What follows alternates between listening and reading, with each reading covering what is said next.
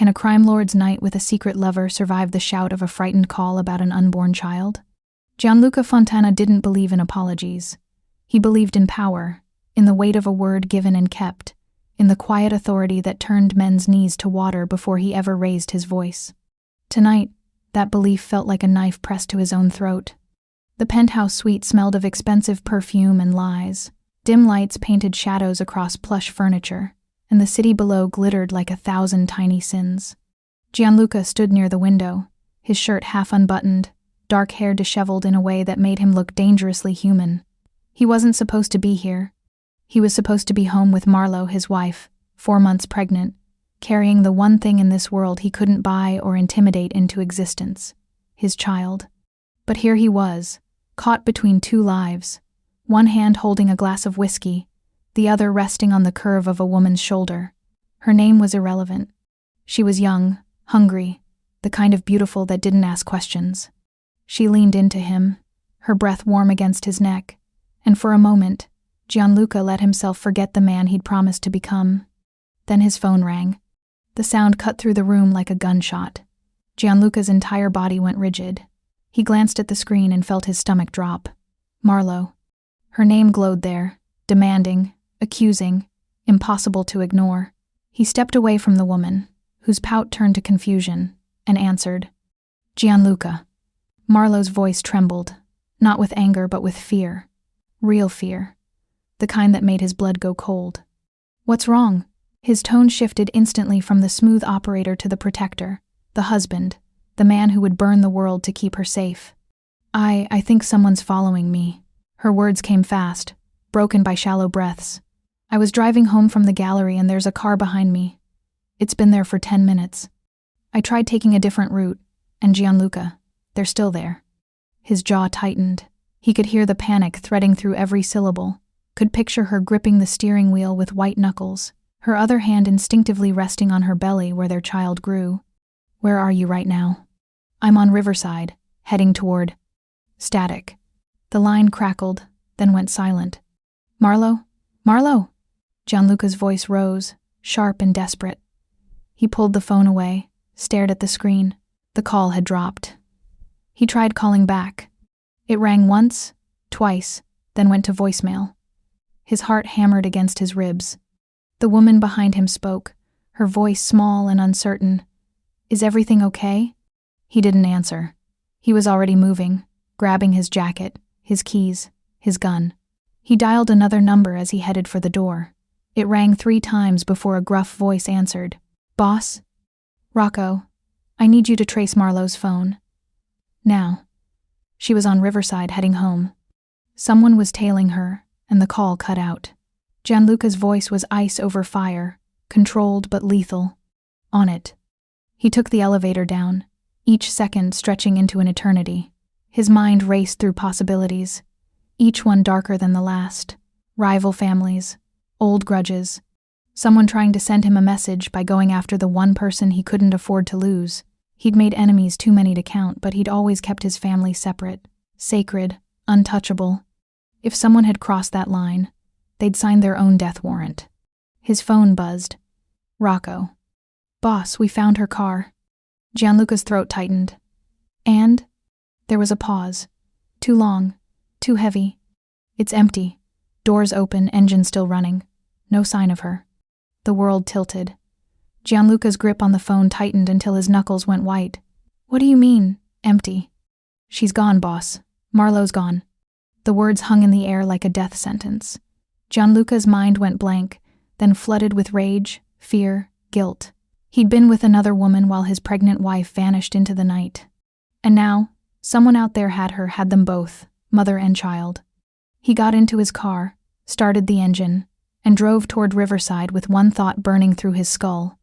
Whoever took her would pray for death before he was done. Hey there, beautiful souls. Where are you watching from tonight? I hope you're doing well. If you haven't subscribed yet, hit that button now, because this story is going to take you on a wild ride you won't want to miss. Gianluca Fontana had learned early that love was a liability in his line of work. His father, a man who'd built an empire on fear and silence, had taught him that emotions were cracks in armor, weaknesses rivals could exploit. Yet the first time he'd seen Marlo Hayes walking through an art gallery 3 years ago, her honey-brown hair catching the light, her quiet confidence commanding the room without a word, something inside him had cracked wide open. She wasn't from his world.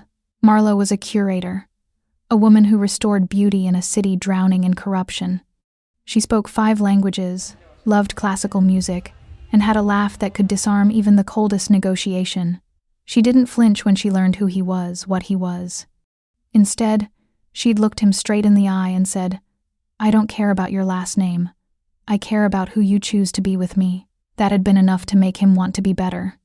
Their wedding had been small, intimate, a secret ceremony away from the prying eyes of both law enforcement and rival families.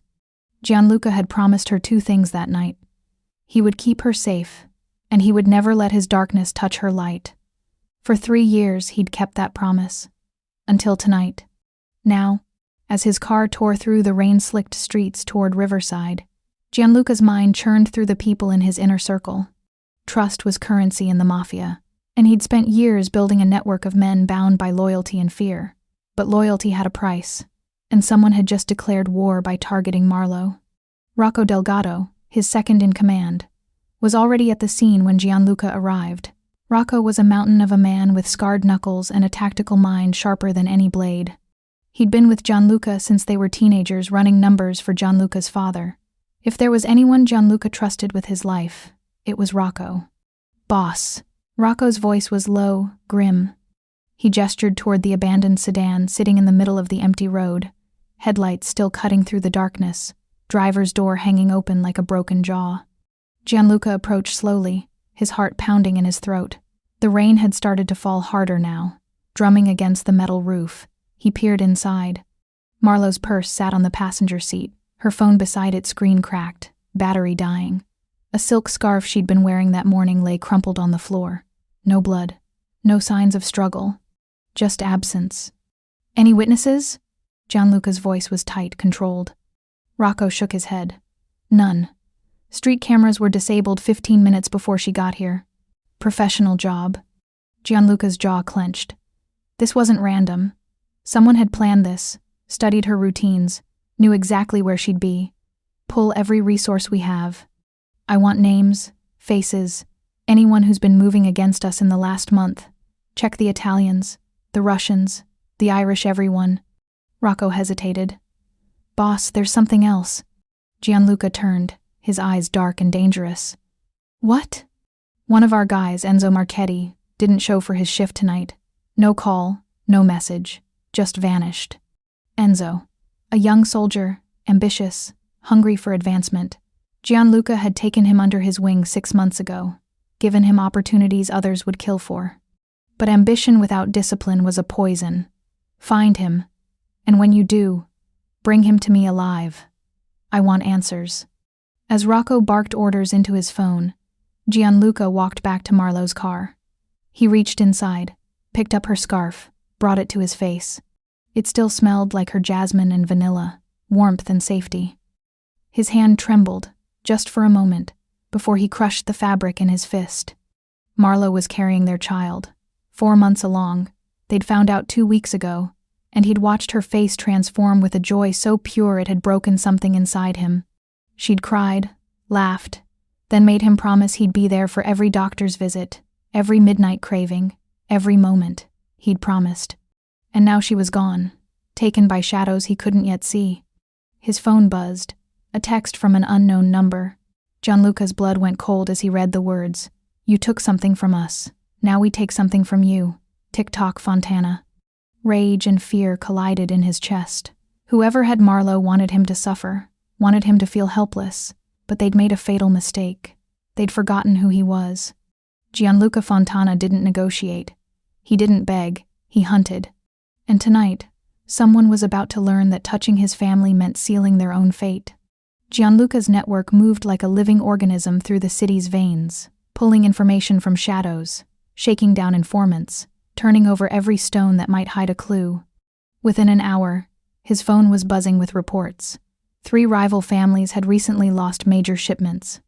The Russians were angry, the Irish were suspicious, And the Sicilian old guard, the men who'd worked with his father, were growing restless with Gianluca's more calculated approach to business. But none of that explained the message. You took something from us. What had he taken? Territory? Money? Blood? Gianluca stood in his private office, a fortress hidden behind a legitimate shipping company downtown. The room was sparse, dark wood, minimal decoration, a single painting of the Italian coast where his grandfather was born. Rocco stood near the door, arms crossed, waiting. Enzo's apartment was cleared out, Rocco said, his voice flat. Neighbors said he left 2 days ago with suitcases. No forwarding address. 2 days. Before Marlowe disappeared, Gianluca's instincts screamed, pull his financials, find out who he's been talking to, who's been paying him. Before Rocco could respond, the door burst open. A young soldier, breathless and pale, stumbled inside. Boss, we found something. Gianluca's pulse spiked. What? The soldier handed him a tablet. On the screen was grainy security footage from a gas station near Riverside, time-stamped 30 minutes before Marlowe's call. The image showed 2 vehicles, Marlowe's sedan and a black SUV trailing behind it. The SUV's plates were obscured, but Gianluca could see a figure in the passenger seat, a man with a distinctive tattoo on his forearm, visible through the open window. Gianluca zoomed in, his jaw tightening. He recognized that tattoo. A serpent wrapped around a dagger. It was the mark of the Volkov Syndicate, a Russian crew that had been encroaching on his docks for months. The Russians, Gianluca muttered, his voice lethal. They think they can take my wife and walk away? Rocco stepped closer, his expression grim. Boss, if it's the Volkovs, this is bigger than a kidnapping. They're making a statement. They want your territory, and they're using Marlowe as leverage. Gianluca's hands curled into fists. He dealt with the Volkovs before, brutal, ruthless, willing to cross lines even the Mafia considered sacred. Their leader, Dmitry Volkov, was a former soldier with a taste for violence and a hunger for power. If Dmitry had Marlowe, she was in immediate danger. His phone buzzed again. Another text from the unknown number. Midnight. The old cannery on Pier 9. Come alone, or she dies. Gianluca stared at the message, his mind racing. Pier 9. Abandoned for years. A perfect place for an ambush. They wanted him isolated, vulnerable. But if he didn't go, they'd kill Marlowe and his child. Rocco's voice cut through his thoughts. It's a trap, boss. You walk in there alone. You're not walking out. I know. Gianluca's voice was steel. But I'm not letting them kill her. Then we bring the crew. Surround the place, hit them from all sides. Gianluca shook his head. If they see us coming, she's dead before we get through the door. No, we do this smart. I go in alone, but I need eyes on me. Set up snipers on the rooftops, keep teams on standby 2 blocks out. The moment I have her, we move. Rocco hesitated, then nodded. And if it goes sideways? Gianluca's eyes turned cold. Then we burn the pier to the ground with everyone inside. As Rocco left to coordinate the operation, Gianluca sat alone in the silence. He pulled out his phone, scrolled to a photo of Marlowe taken just last week. She was laughing, her hand resting on her belly, her eyes bright with a happiness he'd worked so hard to give her, guilt twisted like a blade in his chest. He'd been with another woman when she called for help. He'd broken the promise he made on their wedding night. And now, because of his choices, she was in the hands of men who would show her no mercy.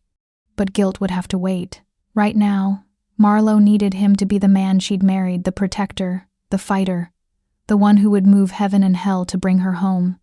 Gianluca stood, checked his gun, and walked toward the door. Midnight was 4 hours away. 4 hours to plan, to prepare, to become the nightmare the Volkovs should have feared. He stepped into the cold night air, his breath misting in front of him.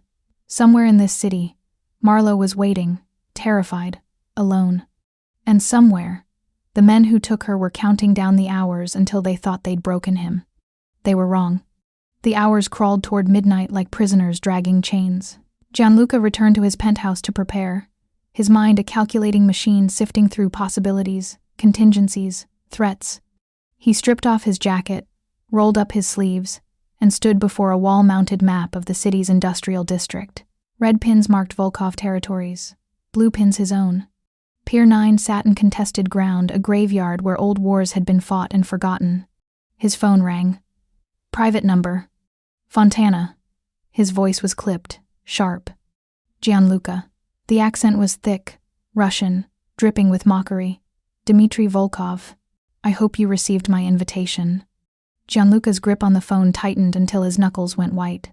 Where is she? Safe. For now. Dmitry's laugh was cold, metallic. Your wife is quite beautiful, you know. Such delicate features. And carrying a child, I hear. How? Fragile.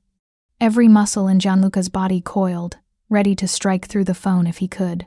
If you touch her, you'll what? Kill me? Dmitry's tone shifted, harder now. You killed my brother 6 months ago, Fontana. Took him off the docks like he was trash. You didn't think there would be consequences? The memory slammed into Gianluca. Viktor Volkov, a mid-level enforcer who'd been skimming shipments, cutting product, threatening to destabilize the entire supply chain. Gianluca had dealt with him cleanly, quietly. No spectacle, just removal. But apparently, not quietly enough. Victor was stealing from both of us, Gianluca said, his voice ice. He broke the rules. He was family. Dmitry's voice cracked with rage. And you took him from me, so now I take from you, your wife, your child, everything you love. I will destroy piece by piece unless you give me what I want. Name it.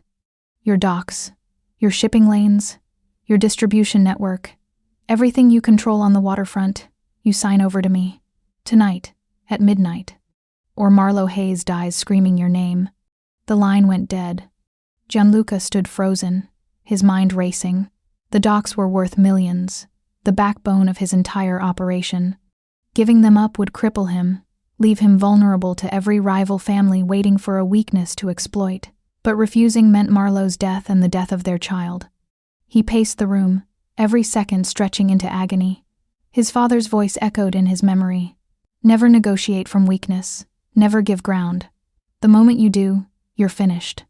But his father had never loved anyone the way Gianluca loved Marlo. His father had treated family like assets, tools to be used and discarded when necessary. Gianluca refused to be that man. Rocco entered without knocking, his face grim. Snipers are in position. Teams are ready 2 blocks out. We've also got drones overhead. Thermal imaging shows at least 8 hostiles inside the cannery. Marlo's signature is there. 2nd floor, northwest corner. 8 men. Armed, professional. This wasn't just about revenge. Dmitry was making a play for power, using Marlo as the lever to pry open Gianluca's empire. Any sign of Enzo? Gianluca asked. Rocco's jaw tightened. Yeah. His financials came back. He's been receiving payments from a shell company traced back to the Volkovs. 30,000 over the last 2 months. Betrayal. The word burned through Gianluca like acid. Enzo had sold out his own family, fed information to Dmitry, helped orchestrate Marlo's kidnapping, and Gianluca had trusted him, mentored him, given him opportunities. Is he at the pier? Thermal imaging confirms it. He's inside with the others. Gianluca's expression went cold, dead. Then he dies with them. Rocco nodded. Boss, we need to talk about the exchange. If Dmitry wants the docks, he'll have paperwork, signatures. He'll drag it out. Buy time. We need leverage. Gianluca moved to his desk, pulled open a drawer, and retrieved a small leather folder. Inside were documents, falsified transfer agreements, already signed and notarized. They looked legitimate but held no legal weight. I'll give him what he wants, but what he gets won't be worth the ink. A faint smile crossed Rocco's face. And when he realizes? By then Marlo will be safe, and Dmitry will be dead. Gianluca checked his watch. 11:15. 45 minutes. He loaded his gun, a sleek Beretta he'd carried since his first kill, and tucked it into the holster beneath his jacket. He added a knife, small, sharp, hidden in his boot. Insurance. As he prepared to leave, his phone buzzed with a message. Not from Dmitry, from Marlo's number. His heart stopped. The message was a photo. Marlo, bound to a chair in a dark room, her face bruised, eyes wide with terror, but alive. Her hand, resting on her belly, trembled but held steady, a silent message. I'm fighting. Don't give up on me. Rage and love collided in Gianluca's chest, so fierce it nearly brought him to his knees. He saved the photo, then texted back a single word: soon. He didn't know if she'd see it, but he needed her to know he was coming. The pier was a skeleton of rusted metal and rotting wood, standing like a gravestone over black water. Gianluca arrived at 11:50, his headlights cutting through fog that rolled off the harbor like smoke. The cannery loomed ahead, 3 stories of broken windows and peeling paint, a monument to the city's industrial past. He killed the engine and stepped out, the cold air biting at his skin. He was alone, or appeared to be. 200 yards away, Rocco watched through a scope from a rooftop, his finger resting beside the trigger. 3 other snipers held similar positions, invisible in the darkness. The teams waited in vans, engines idling, ready to move on Gianluca's signal. Gianluca walked toward the cannery's entrance, the leather folder tucked under his arm, his gun pressed reassuringly against his ribs. Every step echoed across the empty pier, broadcasting his arrival. The door hung open, creaking on broken hinges. He stepped inside. The interior was a maze of shadows and decay. Rusted machinery cast twisted shapes across concrete floors. Somewhere above, footsteps shuffled. A light flickered on the second floor, guiding him forward. Fontana. Dimitri's voice echoed from above. Come up. Slowly. Hands where we can see them. Gianluca climbed the metal stairs, each step deliberate, controlled. His heart pounded, but his face remained stone. At the top, 8 men waited, rifles trained on him. And in the center of the room, bound to a chair, was Marlo. Her face was bruised, her lips split, but her eyes, those fierce, beautiful eyes, locked onto his with a mixture of relief and terror. She was alive. Their child was alive. That was all that mattered.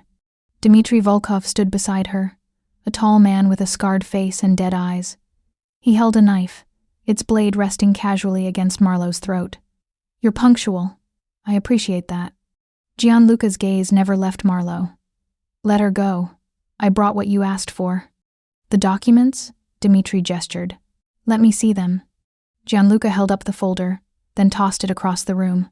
One of Dimitri's men caught it, opened it, scanned the contents. He nodded to Dmitri. Looks legitimate, boss. Dmitri smiled, cold and triumphant. You see, Fontana? This is what happens when you take from me. I take everything from you. Your docs, your power, your legacy. The papers are signed. Now let her go. Dimitri's smile widened. Oh, I will. But first there's someone who wants to say goodbye. From the shadows stepped Enzo Marchetti, his young face twisted with guilt and defiance. Boss, You sold me out. Gianluca's voice was a blade.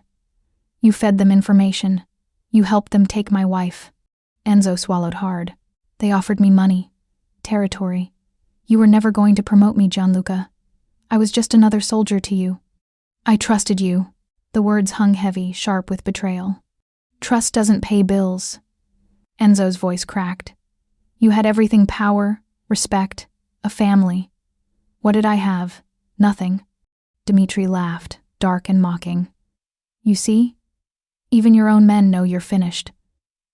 But I'm merciful, Fontana. I'll let Marlo live. After all, she's carrying a child. It would be cruel to... The explosion shattered the moment. The room erupted in chaos. One of the exterior walls blew inward, sending debris and fire across the floor. Gianluca dove toward Marlo as gunfire erupted from every direction. Rocco's team had moved early, too early. Something had gone wrong.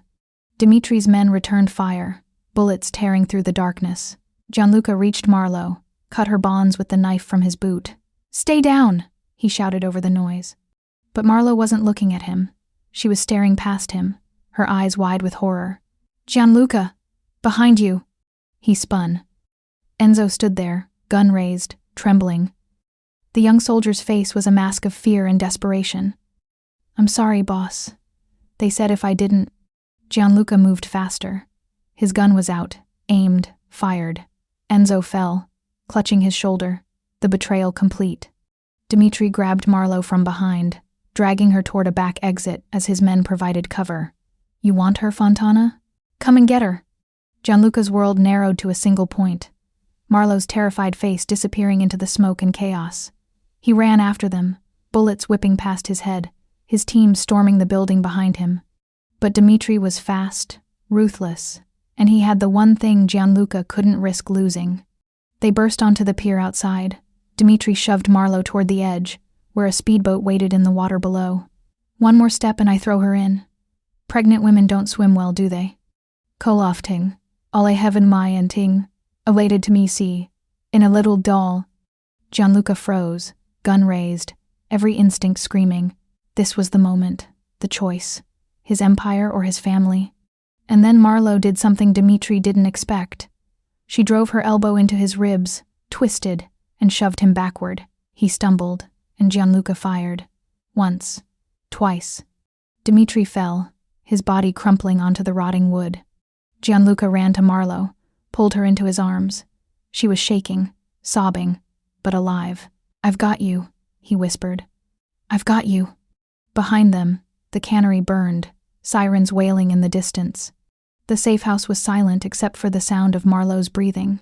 Gianluca had taken her to a secure location, a renovated apartment hidden in a quiet neighborhood, off every map his enemies might search. She sat on the edge of the bed, wrapped in a blanket, her hands trembling as she held a cup of tea she hadn't touched. Gianluca knelt in front of her, his hands gentle on her knees. "Are you hurt? Did they?" "No." Her voice was small, broken. "They hit me a few times, but they didn't. They wanted you to see me alive." Bathed. Tears streamed down her face. "Gianluca, I was so scared. I thought I'd never see you again. I thought they'd kill our baby." He pulled her into his arms, his own composure finally cracking. "I'm sorry. God, Marlowe, I'm so sorry. This is my fault. If I'd been there. If I'd answered when you called." She pulled back, her eyes searching his. "Where were you?" The question hung between them like a noose. Gianluca's throat tightened. He could lie. He could deflect. But she deserved the truth, even if it destroyed him. "I was with someone else." The words tasted like poison. Marlowe's face went pale. "What?" "A woman." "It didn't mean anything, Marlowe. It was a mistake. A stupid, selfish." She stood abruptly, the blanket falling away. "You were with another woman while I was being kidnapped? While I was calling you for help?" Her voice rose, raw with betrayal. "I didn't know. I swear I didn't." "That doesn't matter." She was shouting now, tears pouring down her face. "You promised me, Gianluca. You promised you'd protect me, that you'd be there. And when I needed you most, you were with her." Kolofting. All I said I work. Gianluca reached for her, but she stepped back, shaking her head. Don't touch me." The rejection cut deeper than any bullet. "Marlowe, please. I love you. I love our child. I would die for you. But you couldn't stay faithful." Her voice broke. "How am I supposed to trust you now? How am I supposed to believe anything you say?" He had no answer. The guilt crushed him, suffocating, relentless. "I'll spend the rest of my life making this right. I'll do whatever it takes." "I don't know if that's enough." She turned away, her shoulders shaking with sobs. Before Gianluca could respond, his phone buzzed.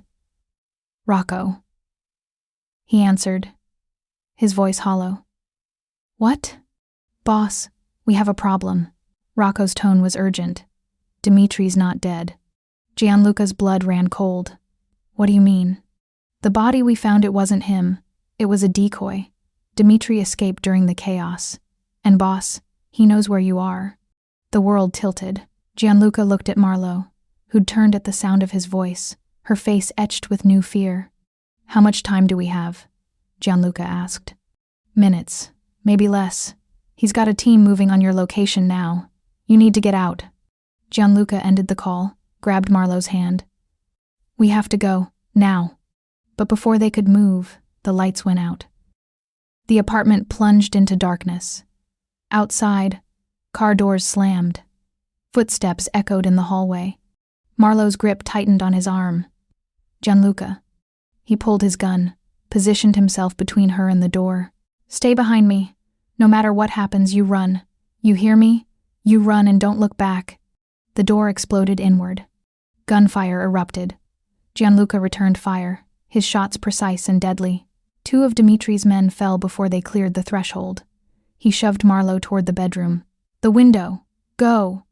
But Marlo didn't run. She grabbed a lamp from the nightstand and swung it hard into the face of a third attacker who'd flanked them through the kitchen. The man crumpled, blood streaming from his temple. Gianluca stared at her for a split second, this woman, 4 months pregnant, fighting alongside him instead of fleeing. "I'm not leaving you," she said, her voice steel-wrapped in terror. More footsteps thundered up the stairs. Gianluca fired through the doorway, buying seconds. His mind raced through options. The apartment was compromised. Rocco's team was still minutes out. They were trapped. Then he remembered the fire escape, hidden behind a false wall in the bedroom closet, installed when he'd set up this safe house years ago. He grabbed Marlo's hand and pulled her into the bedroom, slammed the door, shoved a dresser against it. "Help me," he said, tearing at the closet wall. The panel came loose, revealing a narrow passage and metal stairs descending into darkness. Bullets punched through the bedroom door, splintering wood. Marlo climbed through first. Gianluca followed, pulling the panel shut just as the door burst open. They descended quickly, quietly, into an alley 3 stories below. Rain poured down, cold and cleansing. Sirens wailed in the distance, Rocco's people, finally closing in. But they weren't safe yet. A figure stepped from the shadows at the alley's mouth. Dmitri Volkov, soaked and furious, a gun aimed directly at Gianluca's chest. "You're harder to kill than I expected, Fontana."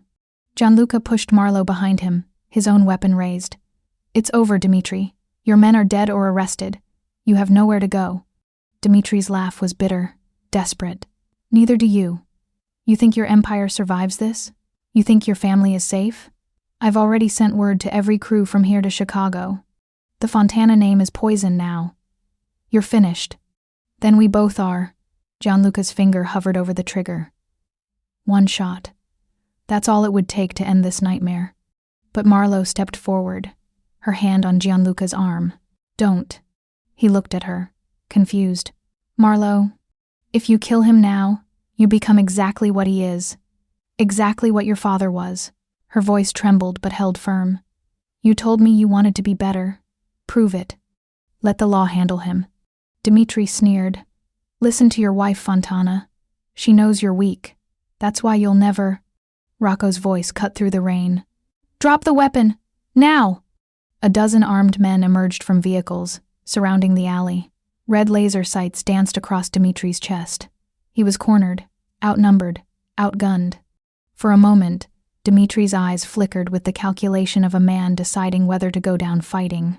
Then, slowly, he lowered his gun and raised his hands. "This isn't over." "Yes," Gianluca said quietly, lowering his own weapon. "It is." Rocco's men moved in, cuffed Dmitri, dragged him toward a waiting vehicle. As they passed, Dmitri spat at Gianluca's feet. "You'll regret showing mercy." Gianluca watched him disappear into the night, then turned to Marlo. She was shaking, tears mixing with rain on her face. He pulled her close, held her like she might vanish if he let go. "You were right," he whispered. "About everything. I've been a coward, hiding behind power and violence, instead of facing what I've done. I betrayed you. I broke every promise I made, and I don't deserve your forgiveness." Marlo pulled back, looked up at him with eyes that held both pain and something else, something fragile but present. "Hope? No, you don't. But maybe we can find a way forward. Not for you, not for me, for this child." Her hand rested on her belly, protective and fierce.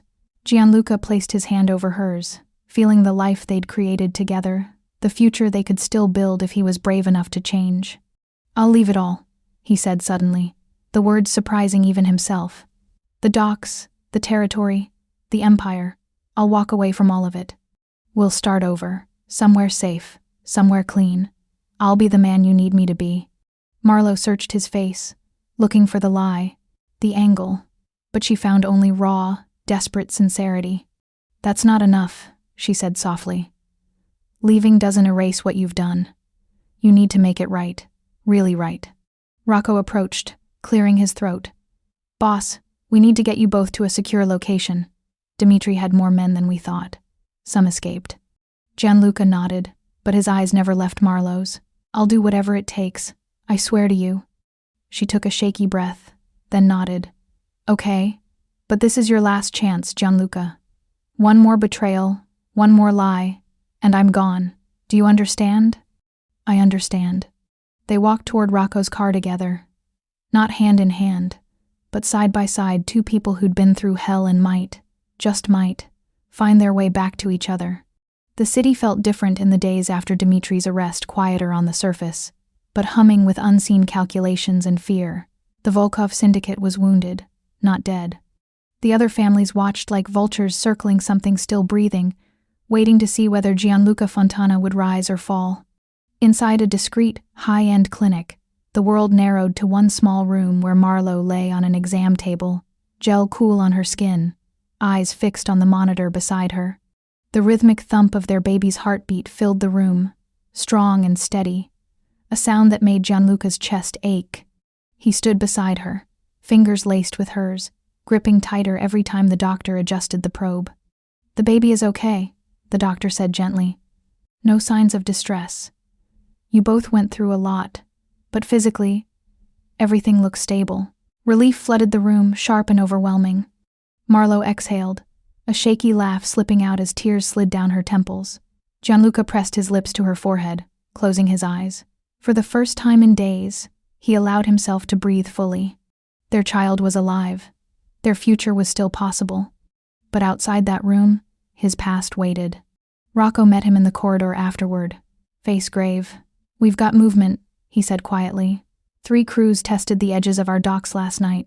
Small pushes but calculated. Word is spreading that you offered up your territory at Pier 9.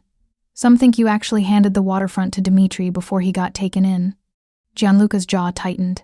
It was the perfect rumor designed to make him look weak, indecisive, vulnerable. Who's spreading it? Combination of Volkov loyalists, and a few of the old guard who never liked how you cleaned up operations, Rocco said. They're framing it like you broke the code. They're saying you traded power for a woman. The words hit hard because there was truth buried in them. He had chosen Marlowe over the docks, over dominance, over the ruthless legacy his father had built.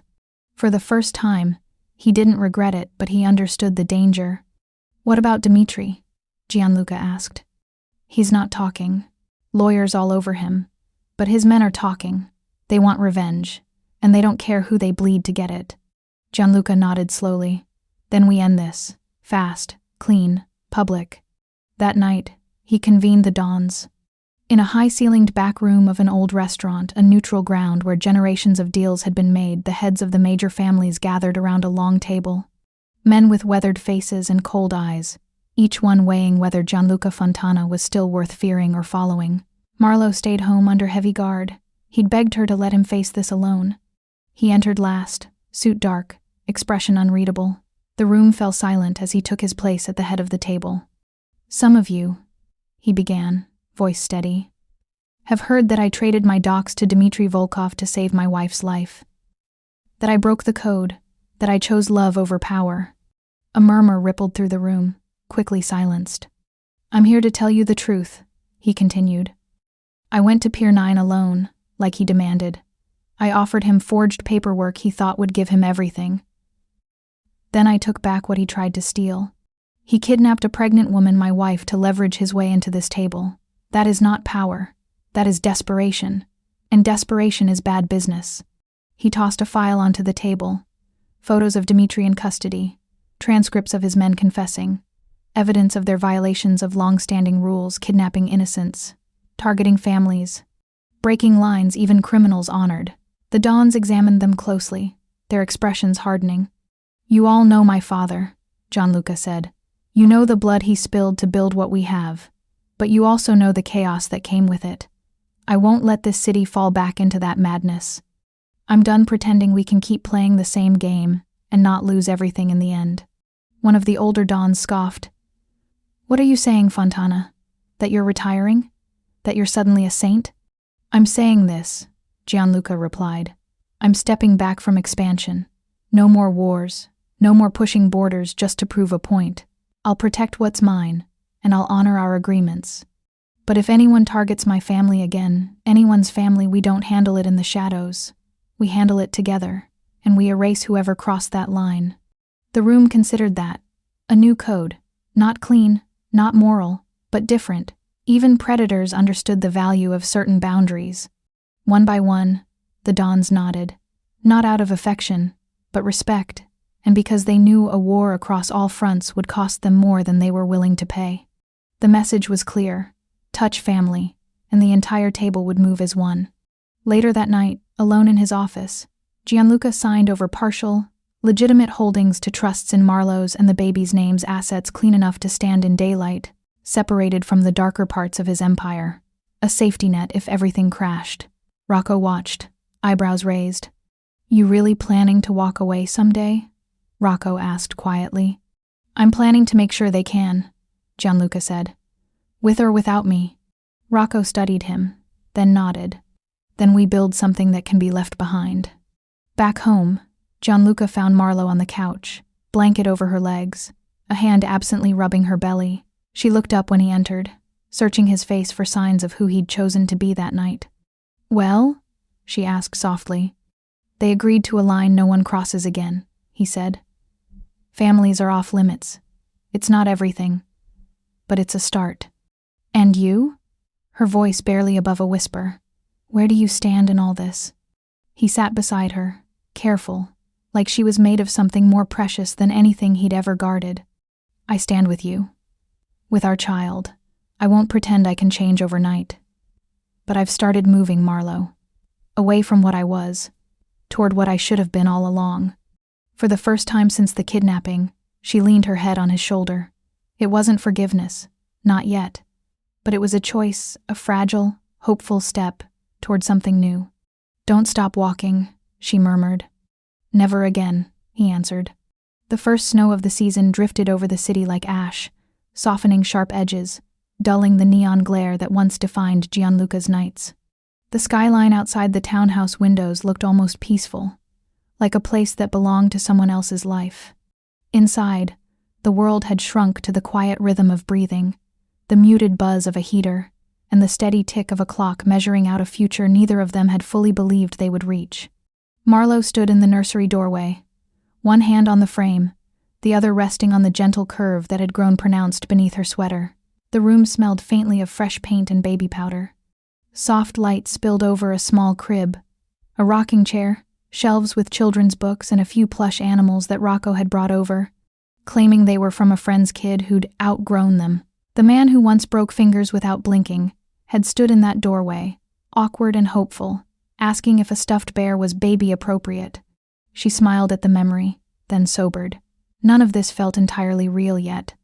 The kidnapping, the pier, the safe house, those memories still lurked at the edges of her mind, waiting for dark moments to claw their way forward. Sometimes she woke in the night, heart racing, hearing echoes of Dimitri's voice, feeling phantom restraints on her wrists. Sometimes she looked at Gianluca and saw the man who hadn't answered the phone in time.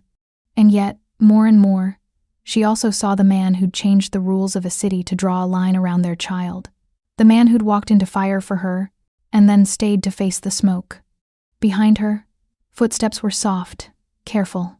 Gianluca stopped a few feet away, as he always did now, giving her the space to choose whether to close the distance. It was the strangest thing about him lately, not the quieter voice, not the absence of late-night calls, but the way he had started asking with his silence, instead of assuming with his presence. "How's the boss doing?" he asked gently, nodding toward her belly. "Practicing kickboxing," Marlo said. "Pretty sure your side of the family is to blame." He smiled, that slow, hesitant curve of his mouth that used to charm investors and intimidate rivals but now looked almost shy. "He or she will need a bit of fight." "Not that much," she said. "I'd like them to make it through kindergarten without starting a turf war over crayons." They stood in comfortable quiet for a moment, watching the empty crib like it already held something sacred. Then Marlo turned to him fully, studying his face, the faint shadows under his eyes, the tension he still carried in his shoulders, the way his gaze softened whenever it landed on her. "How bad is it out there?" she asked. He didn't sugarcoat anymore. That had been one of their new rules.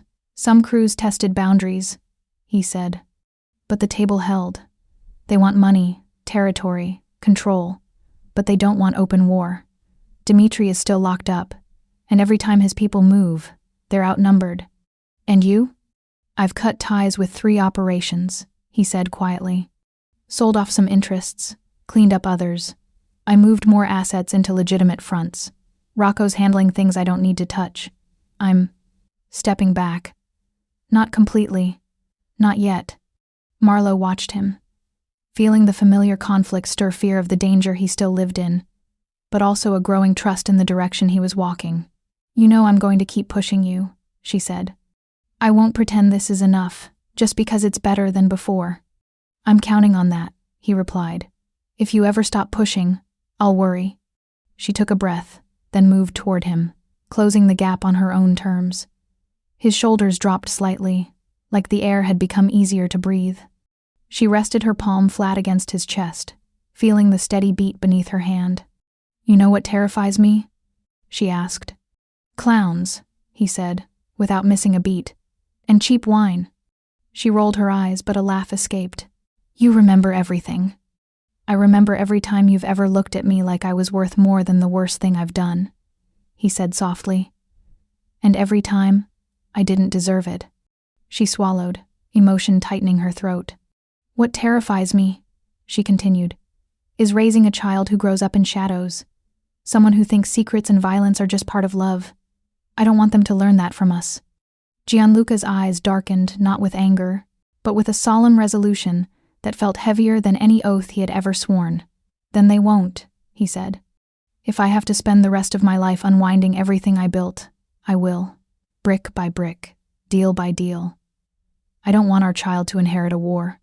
I want them to inherit a chance. And what about you? She asked. What do you inherit if you let go of all that? He was quiet for a long moment. Maybe nothing, he said. Maybe peace. Maybe just the right to sit in that chair. He nodded toward the rocker, and complain about my back while the kid drools on my shirt and ignores all the bedtime stories I prepared. Prepared? Her lips curved. You? Reading bedtime stories? You have no idea how intimidating those picture books look, he said. No margins, no fine print, just pure honesty. She laughed, the sound soft but real, and leaned into him. This time he wrapped his arms around her without hesitation, holding her as if she were both breakable and the strongest thing he'd ever known. Gianluca, she said quietly, her voice muffled against his chest. I haven't forgiven you completely. Not yet. But I'm not stuck in the same place anymore. You're moving. I'm moving. Maybe that's what forgiveness actually looks like, 2 people walking in the same direction, even if they're still limping. I'll take a limp over standing still, he said, as long as it's beside you. She pulled back, looked up at him, and for the first time since the kidnapping, she kissed him without the weight of anger pushing through it. It was not a desperate kiss, not a bandage over a wound, but a quiet promise. I'm still here. Don't waste it. A few weeks later, the night finally came. Snow had thickened outside, turning streets into muted paths of light. In the hospital room, everything blurred: faces, orders, the rush of nurses, until all that remained was Marlowe's hand crushing his, and the sound of her breathing through pain. He stayed by her side, every second, not leaving even when staff suggested he could step out for a moment. He'd left her once. He wouldn't repeat the worst decision of his life. Hours later, the world narrowed to a single, piercing sound, the first cry of their child. It cut through every memory of gunfire, every shouted threat, every whispered deal. Gianluca felt something inside him fall away, an armor he hadn't realized he was still wearing. When they placed the tiny bundle in Marlowe's arms, she looked at their baby, then at him, and something inside her settled too. A girl, the nurse said, smiling. Strong lungs. Marlowe's eyes filled as she cradled their daughter. Hello, little one, she whispered. Welcome to something better than what we were. Gianluca sat on the edge of the bed, hands shaking as he reached out to touch his daughter's tiny fingers. They curled around his, impossibly small but gripping with surprising strength. He laughed, choked and disbelieving. Look at her, he said, already taking control. Wonder where she gets that from, Marlowe murmured. He looked at them, this fierce, exhausted woman, and this fragile, powerful new life, and understood that every choice from here on out would echo in her world, not just his. The docks, the alliances, the code, none of it mattered more than the way this child would learn what love looked like. Later, when Marlo and the baby slept, Gianluca stepped into the dim hallway and made one call. His voice was low, final. Rocco. Start the process. Sell what we can cleanly. Shut down what we can't. The real ugly parts, we dismantle them. Quietly. Permanently. I'm done building empires on fear. I want something my daughter can walk through in daylight. Rocco didn't argue. Then that's what we do. Gianluca ended the call and stood there for a moment, leaning his head back against the wall, eyes closed. This wasn't some neat redemption arc. There would be consequences, enemies, debts that didn't vanish because he wanted them to. But he'd set his path. And for the first time, the weight he carried felt like something he was willing to bear, not because it made him powerful, but because it might make him worthy. Back in the room, he returned to the chair beside the bed and watched his family sleep. Snow continued to fall beyond the window, covering old scars, promising new tracks in the morning. He reached out, lightly brushing a lock of hair from Marlo's face, then rested his hand near their daughter's tiny form. "No more ghosts," he whispered. "No more running. You'll know who your father is in the light." Marlo stirred, half awake, and murmured, "You talking to her or yourself?" "Both," he said. She opened her eyes, studied him in the soft dark, and then, with a tired but genuine smile, answered the question he hadn't dared voice. "Then let's learn together." The clock ticked on. The city moved outside. But in that room, for the first time in a very long time, there was peace, not perfect, not guaranteed, but real. Their story had been born in betrayal and blood, but it did not end there. It ended with a choice again and again to reach for something better, and that choice, repeated, became their redemption. Moral lesson: love without accountability turns into entitlement, and power without limits becomes a prison. True redemption isn't a single dramatic gesture. It's the quiet, consistent work of choosing honesty over convenience, protection over pride, and change over the comfort of old sins. Hello, beautiful family. My daughter challenged me to hit 1,000 subscribers. So now you're all involved. Let's show her that nothing is impossible with a family behind you. Subscribe and comment below with where you're watching from. I want to know. Because seeing all your locations reminds me that stories connect us all, no matter the distance.